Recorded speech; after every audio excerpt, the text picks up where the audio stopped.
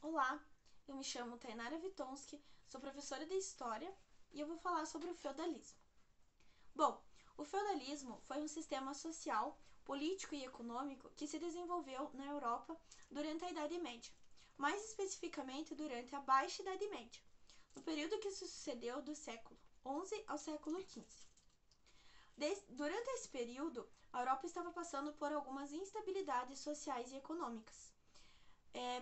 Desde a queda do Império Romano, as invasões bárbaras, as invasões dos povos bárbaros e as misturas culturais.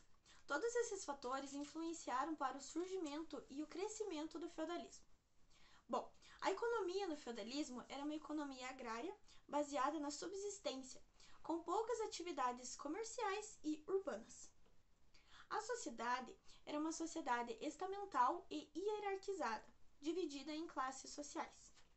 As classes sociais eram divididas entre o clero, a nobreza e os servos. O clero era a igreja, que detinha tanto influência religiosa quanto muita influência política. Os nobres, o poder dos nobres era dividido entre os reis, os senhores feudais e os militares. O poder não era centralizado no rei. Então o rei tinha o seu poder econômico, tinha sua influência, mas o principal poder político ficava nas mãos dos militares e dos senhores feudais. Os servos era dividido entre os camponeses e os vilões. Os vilões eram as pessoas que viviam nas vilas, nas pequenas vilas. Eram os artesãos, os ferreiros, as pessoas que trabalhavam no castelo. Já os camponeses eram aquelas pessoas que saíram das cidades após as invasões bárbaras, que foi um período muito tenso durante a Idade Média, que ficou muito perigoso, era muito perigoso viver nas cidades. Então essas pessoas, elas saíram das cidades e foram viver no campo. Então esses servos camponeses foram para o campo em busca de ter uma vida mais segura e de sobrevivência. As terras eram dos senhores feudais, que faziam um acordo entre esses servos para fazer o cultivo e o cuidado dessas terras, em troca de proteção para esses servos. Bom, o senhor feudal era aquela pessoa, era aquele homem que tinha poder, tanto poder de riquezas quanto poder territorial. Então ele pegava uma parte dessa terra e dava para um camponês. Esse camponês iria cuidar, iria trabalhar nessa terra e o senhor feudal iria protegê-lo. Em caso de guerra, de conflitos, o camponês, o servo, ele poderia se proteger dentro das muralhas do castelo, né? Poderia ter esse refúgio, essa proteção que o senhor feudal destinava para ele. Em troca, o servo ele devia obrigações para o senhor feudal. Né? Ele não era só ele pegar aquela terra e ser protegido, mas ele deveria também as obrigações do senhor feudal. Bom, as obrigações servis, elas são divididas em algumas áreas. Por exemplo, a gente tem a corveia. A corveia era a obrigação do servo de trabalhar metade da semana na terra do senhor feudal. Então, metade da semana era no trabalho da sua terra própria e metade na terra do senhor feudal. A talha era 20% daquilo que o servo produzia na sua própria terra era destinada ao senhor feudal. Não importava quanto que ele tinha produzido na sua terra, mas 20% era destinado ao senhor feudal. O dízimo também era cobrado pela igreja. Era o total de 10% do que ele produzia destinado à igreja como pagamento de dízimo. Outro imposto que eles deveriam pagar era para o uso das ferramentas que ele iria utilizar para aquele cultivo. Ou seja, ele não tinha nada além do que a terra que ele precisava arar, que ele precisava plantar e colher. Para ele conseguir usar as ferramentas, para ele ter acesso a essas ferramentas, que eram de domínio dos senhores feudais, ele precisaria pagar uma taxa. Essas taxas a gente chama de banalidades. Bom, se o servo que tinha aquele controle dessa terra viesse a falecer, ele não poderia passar essa propriedade para os filhos ou para a família próxima.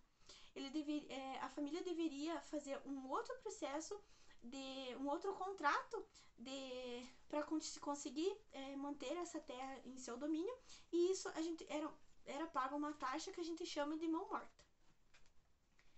Bom, além da relação entre os senhores feudais e os servos, a gente tem as relações entre os nobres. Algumas dessas relações a gente vê a influência dos povos germânicos, como por exemplo o acordo de lealdade. Era um costume entre os povos germânicos que se popularizou durante o feudalismo. Bom, as relações de suzerania e vassalagem foi a que ficou mais conhecida e mais comum, que era basicamente a relação entre dois nobres que trocavam terras por favores. Por exemplo, o suzerano era aquele nobre que tinha terra e ele doava uma terra para um vassalo. O vassalo era geralmente um cavaleiro, um militar. E o que ele fazia? Ele recebia essa terra do suzerano e em troca ele devia e jurava proteção militar e proteger a terra do suzerano e a ele mesmo. Ou seja, o suzerano ele dava essa terra para ele já esperando essa proteção em troca, porque se caso ele se envolvesse em alguma guerra, algum conflito, ele precisaria de ter o poder militar do lado dele, para a proteção dele. Então essa relação ela se estabeleceu como forma de troca de favores e troca de proteção. Bom, a Igreja Católica durante o feudalismo, ela também teve uma grande influência.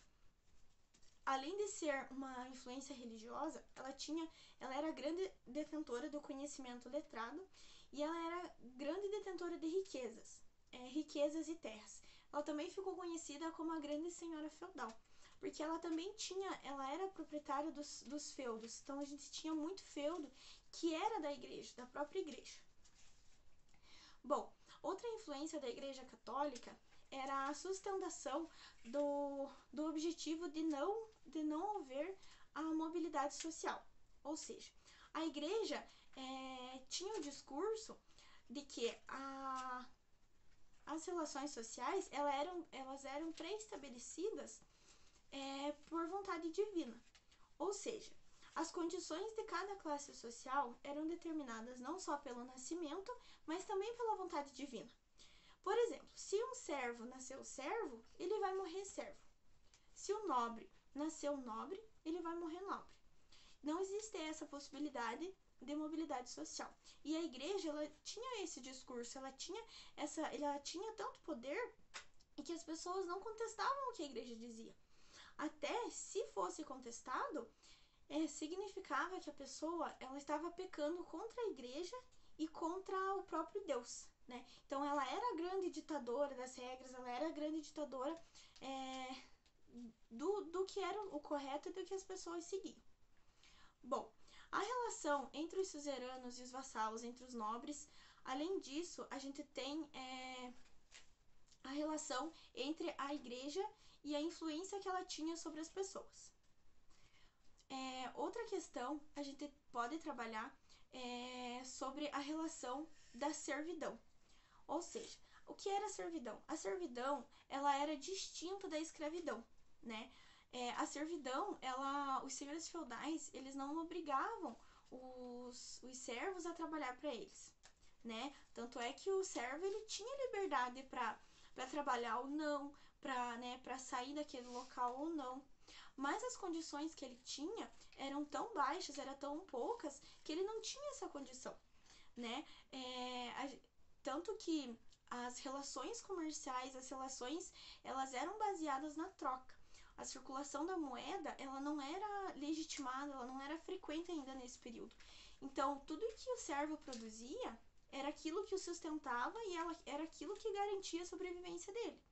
Para ele sair de uma terra, ele teria que ter essa produção de alimentos, ele teria que ter essa produção de equipamentos, para ele conseguir sair.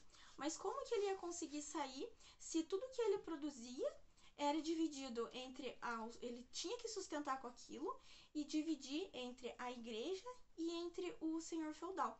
Então, ele tinha essa possibilidade, mas ele não conseguia, porque o recurso era tão baixo, o recurso era tão escasso, que ele não conseguia. né? Então todas essas relações, e a igreja foi muito forte, teve uma influência muito forte com isso também, porque a igreja, ao mesmo passo que ela orientava, que ela era detentora do conhecimento, ela também aprisionava esses servos, né? A grande maioria da população eram servos, mas essa possibilidade de sair da servidão era quase inexistente.